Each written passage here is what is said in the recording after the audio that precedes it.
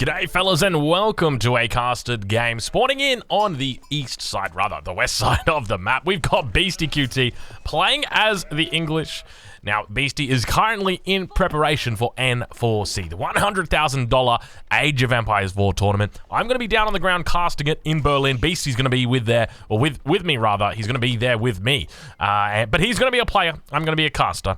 And we are going to be hooking up though. I'm looking forward to it. It's going to be, hold on. When I say hook up, I don't mean like that, guys. So calm down. I mean like we're going to be hooking up. Like we're going to be there. You know, it's going to be us. We're going to be together. Everyone's going to be there. There's going to be lots of big names. Lee Nock, Viper. We've got Lucifron, Vortex, The Mister, Marine Lord, all your big names, the Muslim, everybody coming out, everyone coming to say good day. And over on the other side, we've got Lash. Now, unfortunately, Lash isn't going to be playing in the N4C. So you're not going to be able to see him. But he is going to be playing today up against Beasty. He's going to be playing on the Beastyqt. He obviously spawns in the east of the map. And, I mean, we've seen a meteoric rise for the Beastyqt dynasty. They're a civilization that's slowly and steadily been ticking towards that that sort of middle of the pack, and it seems like at the moment a lot of people looking to pick them up. Very interesting spawn though here for Lash, I will say. Something we rarely see normally on this map. So this map is Mountain Pass. For anybody wondering, this is Mountain Pass. You can tell that it's Mountain Pass because there's only one pathway through the middle. One of the changes I would love to see for Mountain Pass is if we could just have a few more pathways. So at the moment, you can see that if we were to look at the mini-map, there's just one way to get through. So ideally, I would love to see like one path up here, you know, this path in the middle, and then like one path down there. Just guaranteed 3 pathways. That way you got a little bit more diversity when it comes to the late game for attacks. You can try and look to get those spears out nice and early, try and do a bit more raiding down towards one angle or the other, but that's always something that we can think about. So, Dev, shout out to you guys. Hopefully, we can see a little bit of changes to these maps. Try and make it a bit more exciting because my suspicion is we're going to see a very slow, very methodical push coming out from Beasty today. This is something we've been seeing a lot of English players do. So what they will look to do is just try and take control of the center of the map. So Longbow's going to be coming out, Outpost's going to be coming out. Maybe even a little bit of walls just to sort of act as his gate, and then slowly but steadily begin pushing towards his enemy, and then eventually just overcome him. That's what my sneaking suspicion is today. But we'll see how Beasty plays it. One villager just going to be tapping away at that council hall for now. 2 more going to be coming out from the gold mine. He's not looking to get any more gold at this stage. So no early wheelbarrow coming out for Beasty. That is something that we have been seeing a lot of players going into or leaning into, has been that early wheelbarrow. Even as the English, they've been doing it a fair bit. Not today, not for Beasty. But on the other side, the Beastyqt dynasty, we'll take a look at Lash and see how he is doing. So going to be aging up with the economic wing. No real surprises there. Going to have the lumber camp going down on the wood line. And he's going to be looking to try and get in those all-important resources. You can see he's actually out here going to be chopping away at the straggler tree, but we'll take a look at the map. We'll see how it looks. So yeah, normally you don't have this position. So like you can see that there's like one here, and one over here. You typically don't get that. That happens a lot. You normally get it down towards the corners of the map. I mean, this is kind of something that does happen a fair bit, but out in the middle like this is where it gets a bit weird, a bit funky. Not a big deal though, but it just sort of creates a bit of an issue if he does ever try and expand out there. He's got a fair bit of room though, but we'll do a quick stock take. I want to have a look and see what we've got when it comes to Sacred Site. So you can see Sacred Site down here, Sacred Site up towards the north. We've also got the trading posts that are going to be a potential component in the late game. So it looks to be pretty fair, if I'm honest with you guys. I think it should be fine. We'll be able to put markets down in this position, market up in this position, and I think it will be absolutely fine. Both players will be good, but it's going to be all about fighting over this choke. We'll check in with Lash and see exactly what he sees now, heading into Beasty's base. And we've got a villager that's coming out. He's going to spot that. You can see he's already got his dagger out, so he's going to be looking to do a little bit of stabbing, a little bit of hitting. Scares off that deer. Beasty already going to be falling back, so Beasty was coming out with a plan.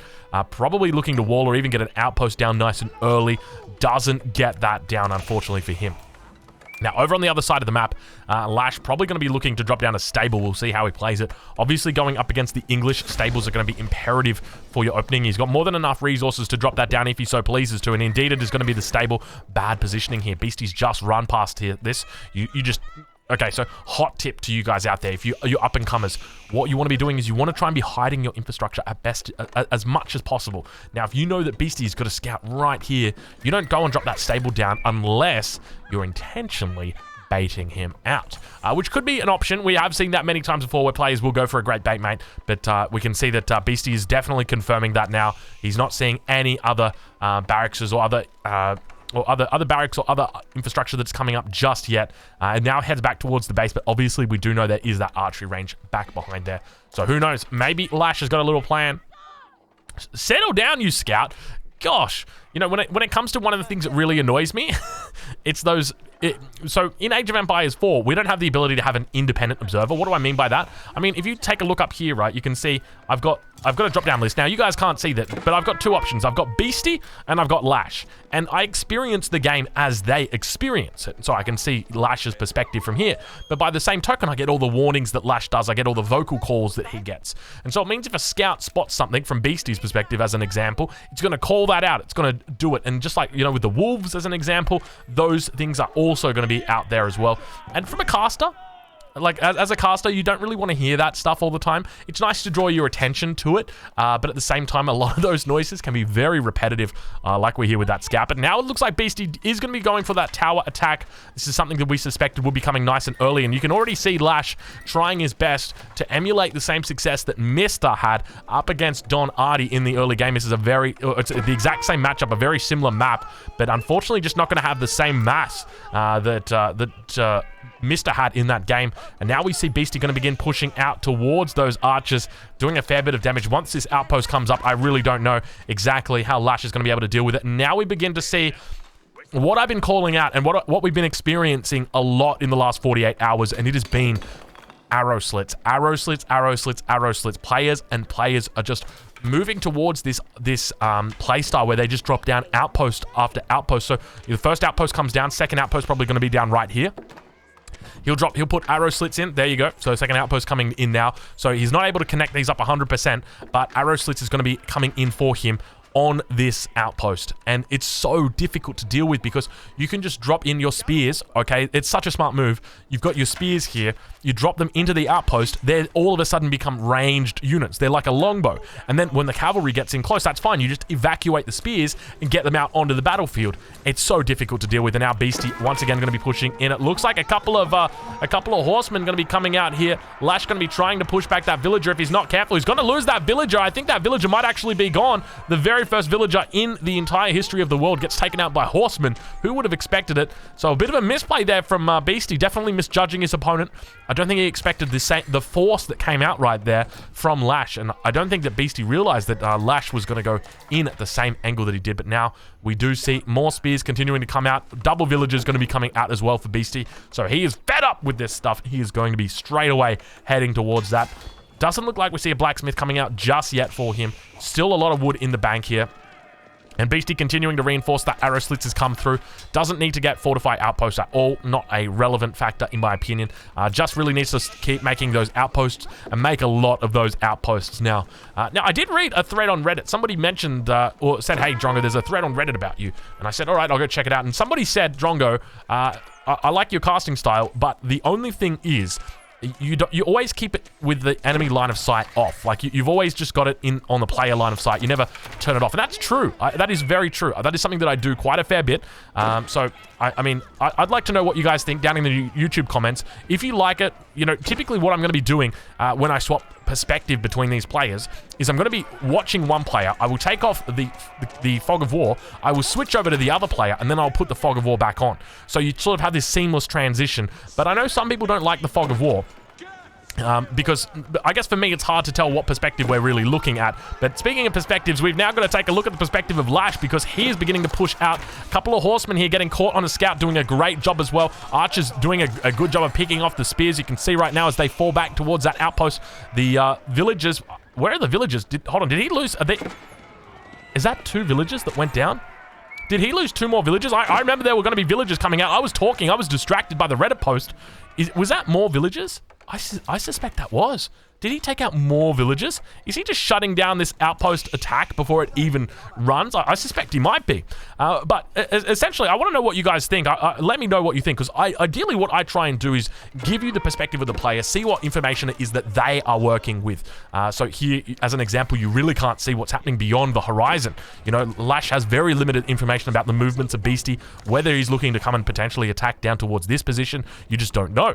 But by the same token, Beasty, on the other hand, doesn't really know what Lash is up to. You can see he's got the outpost up towards this eastern position, but doesn't have any clue about the walls that have gone up here, the potential hunt that might be taken, the gold mine that's up here, all the berries, the villagers that are up there. There's so much information that he just doesn't know. And without that line of sight, you're not going to have any idea about what he knows, what he doesn't know. So that's the way I'm thinking about it.